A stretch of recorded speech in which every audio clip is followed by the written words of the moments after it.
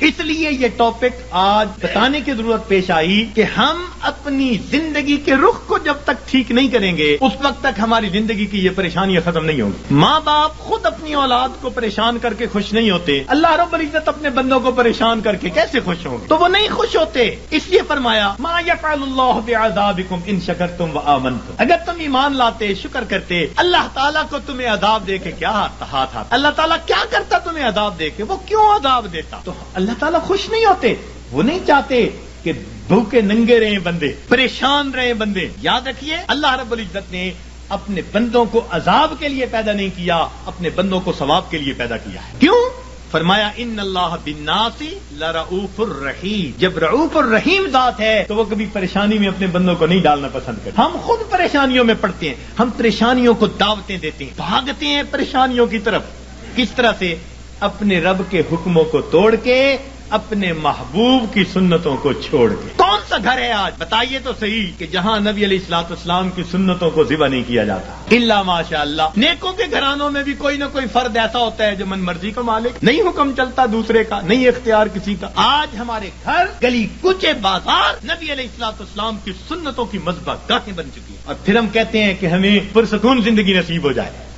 رہنا دریا میں مگر مجھ سے بیر, رہنا دنیا میں اور دنیا کے پیدا کرنے والے کو ناراض کر کے, تو کیسے پرسکون زندگی گزاریں گے؟ ایک صاحب آئے, بڑی فیکٹریوں کے مینیجر تھے, آنسوؤں سے رونے لگے. حضرت میں اتنا پریشان ہوں, میں آپ کو بتا نہیں سکتا, میرا خرچہ پورا نہیں ہوتا. بھائی ہے کتنا؟ بس حضرت 2 کاریں دی ہوئی ہیں, میرے لیے علیحدہ, بچوں کے لیے علیحدہ. کوٹھی لے کے دی ہوئی ہے, کوٹھی پر چوکیدار, باورچی اور گن مین سب مالکوں کا, پیٹرول مالکوں کا, بیمار ہو جائیں تو ڈاکٹر کا خرچہ مالکوں کا, اور ٹیکس ویکس ہو تو مالکوں کا.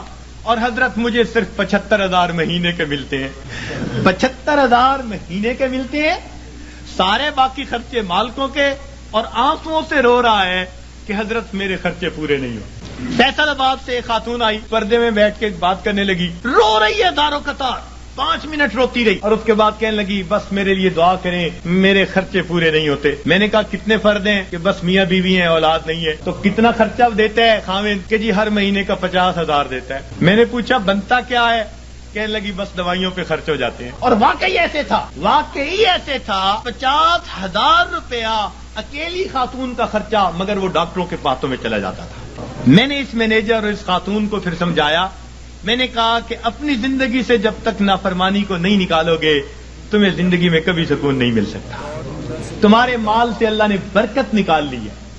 تمہارے 75,000 کیا 75 لاکھ بھی ہوں گے تو تمہاری ضرورتوں کو پورا نہیں کریں گے. برکت اللہ تعالیٰ نکال لیتے ہیں. اتنا کماتے ہیں ضرورتیں اتنی, پریشان. اتنا کماتے ہیں ضرورتیں اتنی, پھر پریشان. لنگوٹ باندھ باندھ کے میدان میں اترتے ہیں. اب اس پریشانی کو تو ختم کر دینا ہے, اگلی پریشانی اوپر سے آ جاتی ہے. پہلی ختم نہیں ہوتی, دوسری اوپر سے, پھر پریشان پھرتے ہیں. کہتے ہیں جی بس رول رول کے زندگی گزار رہے ہیں. ایک صاحب کہنے لگے کہ جی کسی نے شعر لکھا ہے, ایس دکھی حیاتی دے پینڈیاں وچ, ایس دکھی حیاتی دے پینڈیاں وچ, کدی راہ پہ گئے کدی بھلدے رہ, ایک دیوا امید دا بلدا رہا, لکھ چکھڑ انیریاں دے چلدے رہ, پت جھڑ دے جھڑے ہوئے پتیاں وانگ, اسی تیرے جہان وچ رلدے رہ, پر دامن امید دا چھڈیا نا, اسی نار تقدیر دے گھلدے رہ. تو میں نے کہا کہ بھئی تمہیں پت جھڑ کے جھڑے پتے کی طرح رلنے کی ضرورت ہی کیا ہے؟ کیوں ضرورت ہے؟ تم اپنے آپ کو پروردگار کے حوالے کرو, وہ تمہیں بے آسرا نہیں فرمائے گا, وہ تمہیں کٹی پتنگ کی طرح نہیں رکھے گا, جھڑے ہوئے پتے کی طرح رلنا نہیں پڑے گا, گھلنا نہیں پڑے گا تقدیر سے. وہ تقدیر بنانے والے کے ساتھ اپنے آپ کو نتھی کر لو, پھر دیکھو کہ وہ پروردگار کیسے سکون اور اطمینان کی زندگی عطا فرما دیتا ہے. تو ہمیں آج جس سے بھی پوچھیں, کوئی کہے گا بھائی نے پریشان کیا, کوئی کہے گا پڑوسی نے پریشان کیا, بیوی نے پریشان کیا, اولاد نے پریشان کیا. ہمیں کسی نے پریشان نہیں کیا, ہمیں ہمارے گناہوں نے پریشان کیا ہوا ہے, ہمیں ہمارے نفس نے پریشان کیا ہوا ہے, ہمیں شیطان نے پریشان کیا ہوا ہے. تو دشمن ہمارے 2 ہی ہیں, نفس اور شیطان, اور دونوں گناہ کروا کے ہمیں پریشان کر دیتے ہیں. ہم گناہ کرتے ہیں سکون کی خاطر, اور گناہوں سے اور بے سکونی بڑھتی ہے. میر کیا سادہ ہیں بیمار ہوئے جس کے سبب اسی عطار کے لونڈے سے دوا لیتے ہیں. جن کاموں سے پریشان ہوتا ہے بندہ سکون حاصل کرنے کی خاطر ان کاموں کو کرتے پھرتے.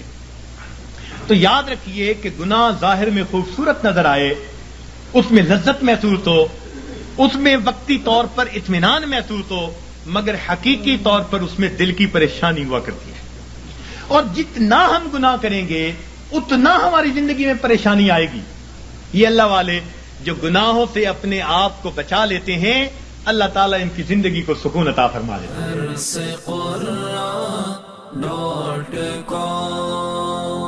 www.darsequran.com